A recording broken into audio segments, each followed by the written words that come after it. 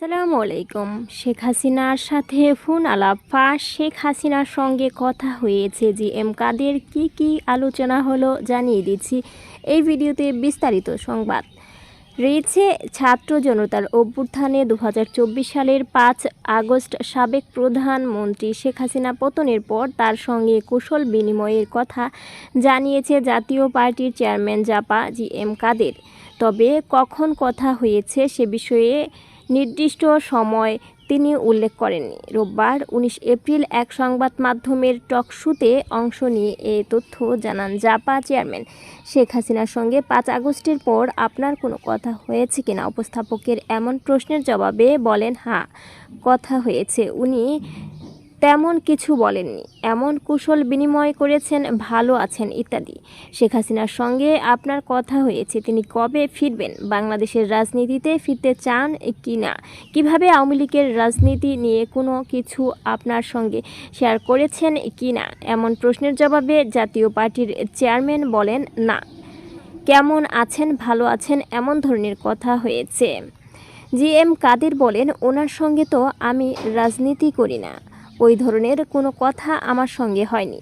এনসিপির পক্ষ থেকে বলা হয়েছে, অতীতে ছাত্রলীগ করলেও এনসিপিতে যোগ দেওয়া যাবে। এনসিপির দয়ায় কি আওয়ামী লীগ বাংলাদেশে রাজনীতি করবে? উপস্থাপকের এমন প্রশ্নে তিনি বলেন, কয়েকদিন আগেও বলেছিলাম, হঠাৎ করে এনসিপি আমাদের পেছনে লাগলো কেন? আমার একটা ধারণা হয়েছে, আমার ভোট ব্যাংকটা তারা নিতে চায়। তারা মনে করেছে হয়তো আওয়ামী লীগের ভোট ব্যাংক নেওয়া সহজ হবে না। বিএনপির তো প্রশ্নই আসে না, আর তাদের তো জামায়াতের অংশ মানুষ মনে করে। জাপা চেয়ারম্যান এও বলেছেন, মানে এনসিপিতে জয়েন করলে সব দোষ মাপ, আর এর আগে তারা দোষর, তারা ক্রিমিনালস, তাদের ফাঁসি দিতে হবে। এই ধরনের ডাবল স্ট্যান্ডার্ড তো খুব একটা গ্রহণযোগ্য হবে না। জানিয়ে দিচ্ছি আমাদের নির্বাচন ভিডিওর সর্বশেষ তথ্য। এছাড়াও আরও জানিয়ে দিব, হাসিনার আমলে কটূক্তির জন্য গ্রেপ্তার করা হতো, এখনও এমনটা ঘটবে ভাবিনি। সামাজিক যোগাযোগ মাধ্যমে কার্টুন শেয়ারের দায়ে গ্রেপ্তারের বিষয়ে বিস্ময় প্রকাশ করেছে কুমিল্লা 4 আসনের সংসদ সদস্য হাসনাত আবদুল্লাহ। তিনি বলেন, শেখ হাসিনার আমলেও কার্টুন শেয়ার বা কটূক্তির জন্য গ্রেপ্তার করা হতো, আমরা কল্পনাও করতে পারিনি এই অভ্যুত্থান পরবর্তী সময়ে এমনটা ঘটবে। মিম শেয়ার করার কারণে সাইবার নিরাপত্তা আইনের 25 ধারায় মামলা প্রসঙ্গে হাসনাত বলেন, 25 ধারা মূলত যৌন নির্যাতন সংক্রান্ত বিষয়ে প্রয়োগের কথা, কিন্তু একটি মিম শেয়ার করার মধ্যে যৌন নির্যাতন কোথায়? বিরোধী মত দমনের জন্য এই আইন ব্যবহার করা হচ্ছে এবং জামিনও দেওয়া হচ্ছে না। রোববার 19 এপ্রিল বিকেলে সংসদ অধিবেশনের পয়েন্ট অফ অর্ডারে দাঁড়িয়ে তিনি এ সকল কথা বলেন।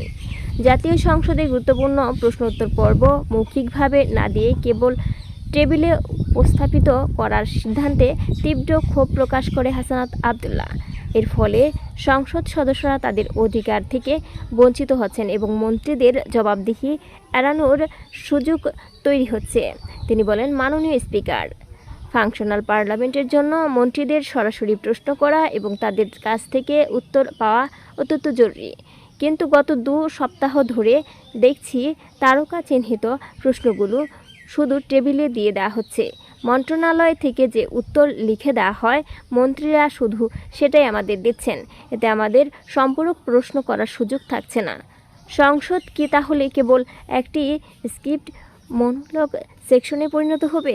এনসিপির এই সংসদ সদস্য আরও বলেন, আমাদের কথা বলার জায়গা খুবই সীমিত, মাত্র 1-1.5 মিনিট সময় পাই।